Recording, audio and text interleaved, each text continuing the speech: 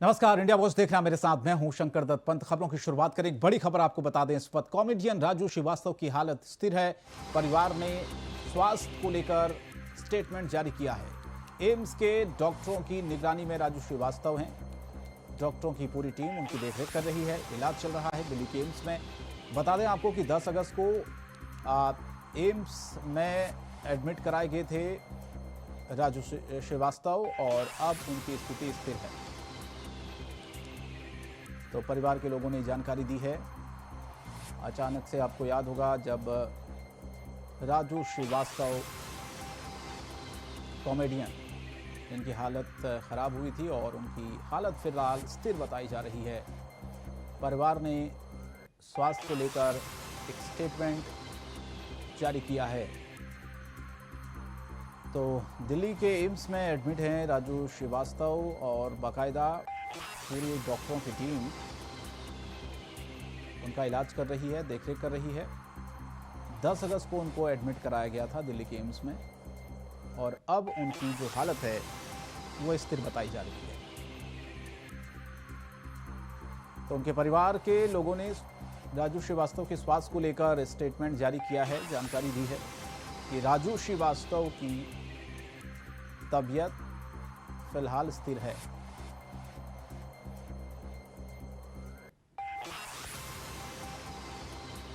तो कॉमेडियन राजू श्रीवास्तव जिनकी तबीयत को लेकर जानकारी सामने आई।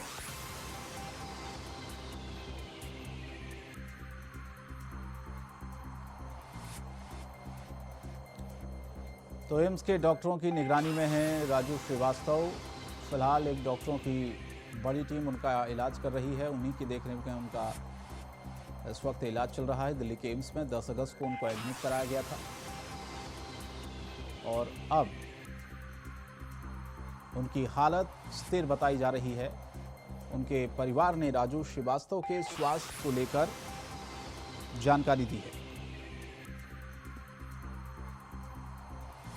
तो बड़ी खबर, राजू श्रीवास्तव की हालत फिलहाल स्थिर बताई जा रही है। उनके जो परिवार के लोगों ने जानकारी दी है कि फिलहाल राजू श्रीवास्तव की जो तबीयत है वो स्थिर है, उसमें थोड़ा सुधार है। दिल्ली के एम्स में उनको भर्ती कराया गया है और उनका इलाज चल रहा है। और देश आजादी का 75वां वर्षगांठ मना रहा है। ऐसे में आजादी के अमृत महोत्सव के मौके पर हर घर, हर विभाग अपने अपने तरीके से अमृत महोत्सव मना रहा है। इसी कड़ी में अयोध्या पुलिस ने पुलिस लाइन सभागार में 75 मेधावी बच्चों को खेल का सामान देकर उनको सम्मानित किया। इस मौके पर एसएसपी प्रशांत वर्मा ने कहा कि 75 ऐसे मेधावी बच्चों को सम्मानित किया गया है जिन्होंने अपने स्कूलों में टॉप किया है और उनका मनोबल बढ़ाने के लिए अमृत महोत्सव के तहत इन्हें खेल का सामान देकर सम्मानित किया गया है। तो 75 मेधावी बच्चों को सम्मानित किया गया है। स्कूल में इन सभी बच्चों ने टॉप किया था और उसके बाद इन बच्चों को खेल का सामान देकर सम्मानित किया गया है। एसएसपी भी इस मौके पर मौजूद थे जब इन बच्चों को खेल का सामान दिया गया, सम्मानित किया गया। आज़ादी के अमृत महोत्सव के अंतर्गत आज पुलिस लाइन में 75 मेधावी बच्चों को सम्मानित किया गया। इस अवसर पर उनके साथ एक इंटरैक्टिव सेशन रखा गया। इसके पश्चात उन्हें स्पोर्ट्स गिफ्ट आइटम देकर के सम्मानित किया गया है। प्रधानमंत्री नरेंद्र मोदी ने कॉमनवेल्थ गेम्स में भाग लेने वाली भारतीय खिलाड़ियों से आज मुलाकात की। पीएम मोदी ने सभी खिलाड़ियों से मिलकर उनसे बातचीत की और उनका अनुभव भी जाना। राष्ट्रमंडल खेलों में भाग लेने वाले खिलाड़ियों को संबोधित करते हुए प्रधानमंत्री ने कहा कि देश को आपकी उत्कृष्ट उपलब्धियों पर गर्व है। पीएम मोदी ने कहा कि पिछले कुछ हफ्तों में देश ने खेल के मैदान में 2 बड़ी उपलब्धियां हासिल की हैं। कॉमनवेल्थ गेम्स में ऐतिहासिक प्रदर्शन के साथ साथ देश ने पहली बार शतरंज ओलंपियाड का आयोजन किया। न केवल सफल आयोजन किया बल्कि सर्वश्रेष्ठ प्रदर्शन भी किया। तो प्रधानमंत्री ने पदक वीरों से मुलाकात की। कॉमनवेल्थ गेम्स में जिन्होंने पदक जीते, भारतीय एथलीटों ने 61 मेडल अपने नाम किए और इसीलिए प्रधानमंत्री ने सभी से मुलाकात की। पदक तालिका में भारत चौथे स्थान पर रहा। अच्छा प्रदर्शन भारत के खिलाड़ियों ने किया। कई खेलों में भारत ने पहली बार पदक भी जीता और इसीलिए सभी खिलाड़ियों की प्रधानमंत्री ने सराहना की और उनको बधाई दी।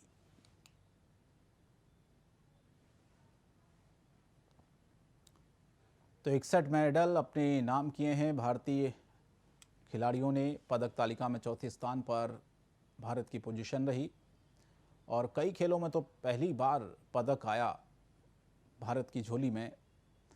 तो खिलाड़ियों ने इस बार जिस तरह से अपने खेल का परिचय दिया और इसीलिए जो पदक जीते उन पदक वीरों से मुलाकात की प्रधानमंत्री ने। 61 मेडल भारत के नाम इस बार हुए हैं टोटल।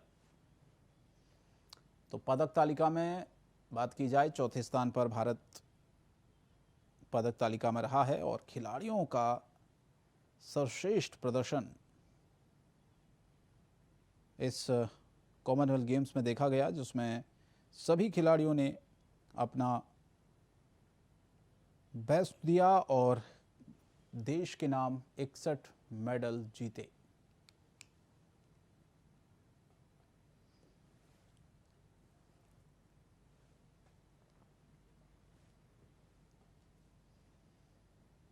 मुरादाबाद कटघर थाने में आजादी के 75 वर्ष पूरे होने पर कार्यक्रम आयोजित किया गया, जिसमें सब इंस्पेक्टर ने थाना परिसर में मौजूद साथी पुलिसकर्मियों के साथ जमकर डांस किया। डांस भी ऐसा कि हर कोई देखकर वाह वाह करने लगा। तो अमृत महोत्सव का कार्यक्रम था।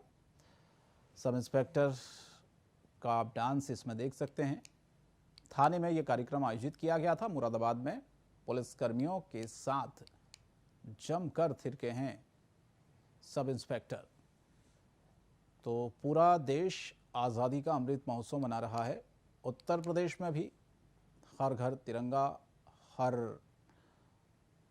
दफ्तरों में तिरंगा और लोगों में देशभक्ति का जुनून किस तरह से पैदा किया जाए, इसी को लेकर तिरंगा यात्राएं, ऐसे कार्यक्रम पूरे देश के अलग अलग हिस्सों में आयोजित किए जा रहे हैं। और ये तस्वीर मुरादाबाद की है। तो जहां पर सब इंस्पेक्टर को आप नाचते हुए, डांस करते हुए देख सकते हैं। आज़ादी के अमृत महोत्सव का एक कार्यक्रम था। थाने में ही दरअसल ये कार्यक्रम आयोजित किया गया था।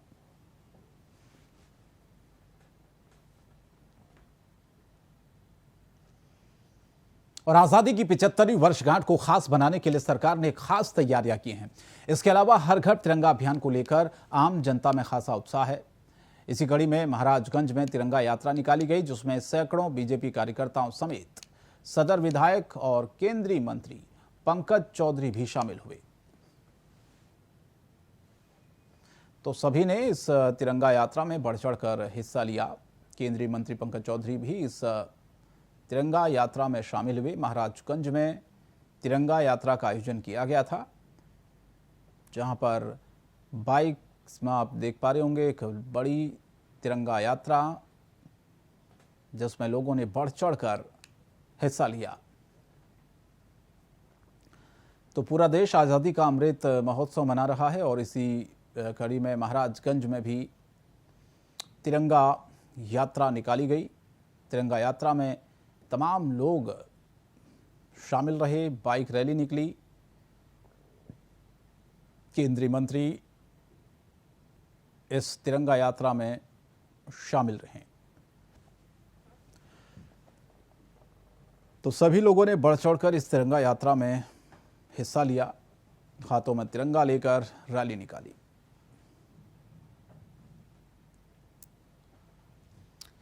तो देश के अलग अलग हिस्सों में आज़ादी के अमृत महोत्सव के तहत ये तिरंगा यात्राएं निकाली जा रही है। महाराजगंज में भी ये तिरंगा यात्रा, जिसमें लोग शामिल हुए। सासाराम सिविल कोर्ट परिसर में जिला सत्र न्यायाधीश अरुण कुमार श्रीवास्तव की मौजूदगी में तिरंगा यात्रा निकाली गई। यात्रा कोर्ट परिसर से फजलगंज तक निकाली गई। इस मौके पर कोर्ट परिसर में राष्ट्रीय लोक अदालत का भी आयोजन हुआ।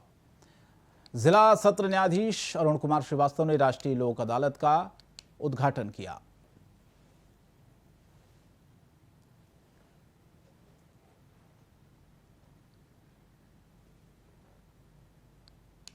तो तिरंगा यात्रा निकाली गई। जिला जज के नेतृत्व में राष्ट्रीय लोक अदालत का भी आयोजन हुआ।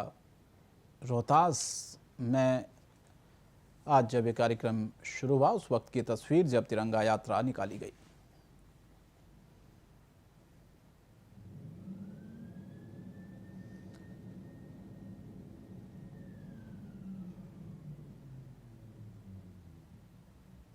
नालसा के सौजन्य से आयोजित हर घर तिरंगा कार्यक्रम को लेकर राष्ट्रीय ध्वज के प्रति समर्पण की भावना और दृढ़ता प्रदर्शित करने के उद्देश्य से यह झंडा यात्रा निकाली गई है।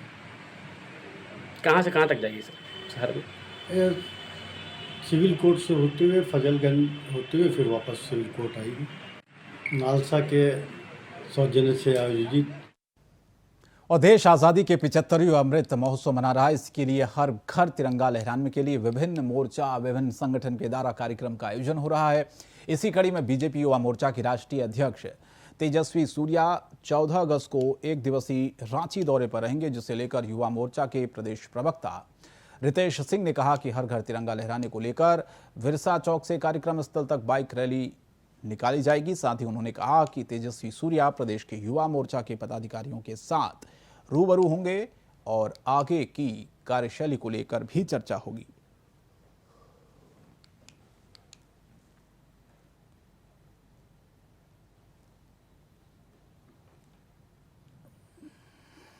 भारतीय जनता युवा मोर्चा झारखंड प्रदेश के लिए एक ऐतिहासिक दिन होने वाला है, क्योंकि भारतीय जनता युवा मोर्चा के राष्ट्रीय अध्यक्ष ऐसे आदरणीय तेजस्वी सूर्या जी का पहली बार बिरसा मुंडा की पावन धरती पर एक दिवसीय प्रवास होने वाला है। इसको लेकर भारतीय जनता युवा मोर्चा झारखंड के सभी कार्यकर्ताओं में उत्साह है, उमंग है और वह अपने जोर शोर से उनके स्वागत की तैयारी में लगे हुए हैं। भारतीय जनता युवा मोर्चा के आदरणीय प्रदेश अध्यक्ष जी के श्रीमान कृष्ण तिवारी जी के नेतृत्व में एक कार्यक्रम संचालन टोली व्यवस्था टोली का निर्माण किया गया है, जो कि उनकी बाइक रैली बिरसा चौक पर माल्यार्पण कार्यक्रम से लेकर कार्निवाल बैंकेट हॉल में होने वाले कार्यक्रम को लेकर अपना व्यवस्था बना रहे हैं। तो भारतीय जनता और आजादी के अमृत महोत्सव को लेकर एक तरफ बीजेपी हर घर तिरंगा का नारा देकर आजादी का जश्न मना रही है, तो वहीं कांग्रेस आजादी की गौरव यात्रा निकालकर शहीदों को नमन कर रही है। गौरव यात्रा में कांग्रेस स्वतंत्रता सेनानियों की गौरव गाथा का बखान कर रही है। साथ ही कांग्रेस झारखंड के सभी प्रखंड में गौरव यात्रा निकाल रही है। बता दें कि यात्रा रांची के मोहरावादी प्रखंड के बापू वाटिका से शुरू होकर पूरे प्रखंड में जाएगी।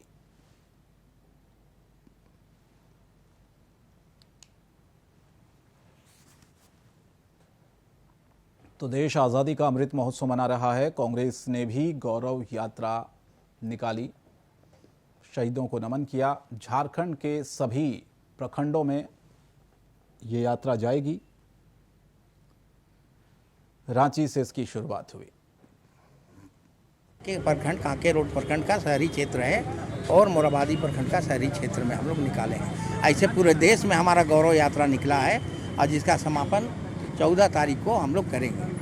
और अभी हम लोगों ने ये हमारे पूर्वज के जो मोराबादी गांधी महात्मा जी के वाटिका से हम लोग निकले हैं और यहाँ पर इस जो अभी हम लोग निकाले हैं उसका समापन भीमराव अंबेडकर जी के मूर्ति पर फोटो पर माल्यार्पण करके कर रहे हैं। हम लोग का उद्देश्य है कि देश के जो क्रांति वीरों ने जो लहू देकर इस देश की आज़ादी दिया, जिसमें महापुरुषों को आज लोग भूल रहे हैं और गलत तरीके से लोग। स्वतंत्रता दिवस समारोह से पहले उत्तर प्रदेश एटीएस को बड़ी सफलता मिली है। एटीएस ने जैश ए मोहम्मद और तहरीके तालिबान पाकिस्तान से जुड़े आतंकी मोहम्मद नदीम को गिरफ्तार किया है। आतंकी मोहम्मद नदीम सहारनपुर का गंगो का रहने वाला है। एटीएस के पूछताछ में कई चौंकाने वाली जानकारियां भी सामने आई है। एटीएस ने कहा है कि मोहम्मद नदीम को जैश ए मोहम्मद ने बीजेपी से निलंबित नूपुर शर्मा को मारने का काम सौंपा गया था। संदिग्ध आतंकी के फोन की जांच की गई तो उसमें एक डॉक्यूमेंट मिला जिसका शीर्षक भी सामने आया है, जिसमें कई सारे खुलासे इस पूछताछ के बाद हुए हैं।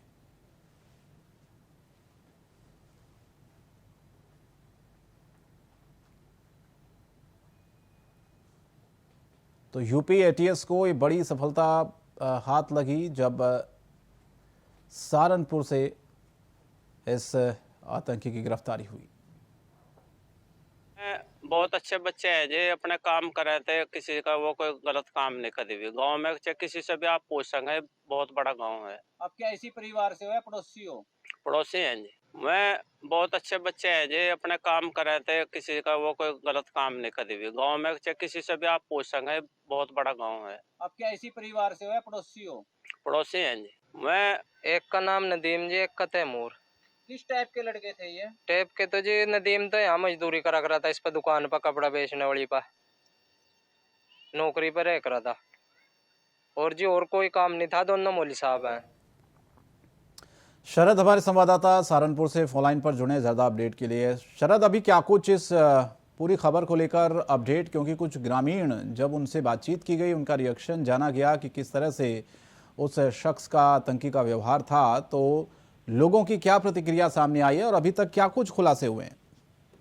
देखिए, मैं आपको बता दूं कि जिस तरीके से ग्रामीण जो हैं वो नदीम और तैमूर का पक्ष रख रहे हैं, तो उससे कहीं पर भी ऐसा नहीं लग रहा है कि दोनों के दोनों जो व्यक्ति हैं, इन्होंने कभी आतंकी संगठनों के संपर्क में रहे होंगे, कभी जैसे मोहम्मद के संगठन में रहे होंगे या किसी तरह की ट्रेनिंग ली गई होगी। लेकिन एटीएस का अपना एक दायरा है, अपनी एक अलग तरीके की जांच है। जो जांच में सामने निकल कर आ रहा है, तो वो अभी तक तो जो सूत्रों के खबर आ रही, तो वो यही है कि जैसे मोहम्मद और तकरीर के जो लिए काम करते थे और लगातार जो है उनके संपर्क में थे, और नुपुर शर्मा जो भारतीय जनता पार्टी की नेत्री थी, उसके जो मारने का टास्क जो है वो इन्होंने अपने सर लिया हुआ था। तो कुल मिलाकर देखा जाए तो थाना गंगो क्षेत्र के गांव कुंडा कला में अभी तक इस तरह की जो है चर्चाएं हैं। ग्रामीण जहां निर्दोष बता रहे हैं, वहीं एटीएस जो है आतंकी बताने के लिए अपने काम में जुटी हुई है। जी क्या नदीम, अभी कुछ लोगों के क्या वो संपर्क में कुछ जानकारी मिली है कि गांव में किसी के संपर्क में था, या अभी तक जांच में कुछ और लोगों का नाम भी सामने आया इन दोनों के अलावा? देखिए, आईबी और लोकल पुलिस जो है लगातार इस प्रयास में है कि नदीम किस किस के संपर्क में स्थानीय स्तर पर था, उसकी भी खोजबीन जो है वो 15 अगस्त से पहले कर ली जाए। लगातार जो है एटीएस जो है वो पश्चिमी उत्तर प्रदेश में डेरा डाले हुए है।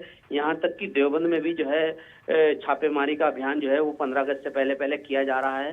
तो गंगो क्षेत्र के भी कई गांवों को रडार पर जो है एटीएस के हैं, और तमाम तरह की जो है इंटेलिजेंस ब्यूरो, जितनी भी तमाम तरह की एजेंसियां हैं, वो लगातार इस प्रयास में हैं कि नदीम के जो सुराग रसी हैं, किस तरह की सूचनाएं ये भेजता था, किस तरीके से काम करता था, उनकी जानकारी सार्वजनिक की जा सके, और उन पर जो है काम जो है वो पुलिस फोर्स कर रही है। जी चलिए, बहुत बहुत धन्यवाद इस तमाम जानकारी के लिए। तो फिलहाल जांच होगी, जांच के बाद देखना होगा कि क्या कुछ चीज़ें और सामने निकल कर आती हैं। लेकिन जो ग्रामीण हैं, जिस गांव का रहने वाला है नदीम, वहां पर लोगों का कहना है कि वो इस तरह का लड़का नहीं था, और प्रतिक्रियाएं गांव वालों की आपने देखी, उनकी बातों से आपको बिल्कुल ऐसा नहीं लगेगा।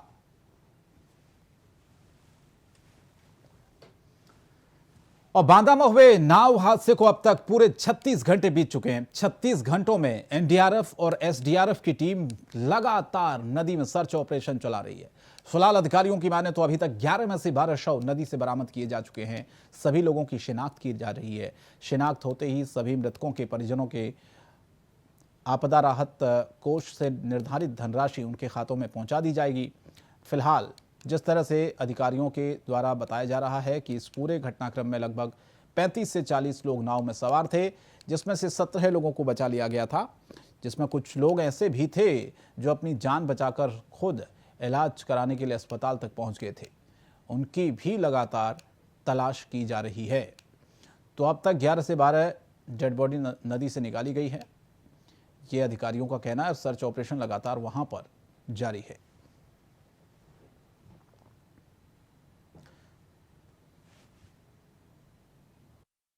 इसमें हम लोगों को 17 लोग हम लोगों ने बरामद कर लिए हैं, वो सकुशल हैं, उनकी स्थिति बिल्कुल ठीक है।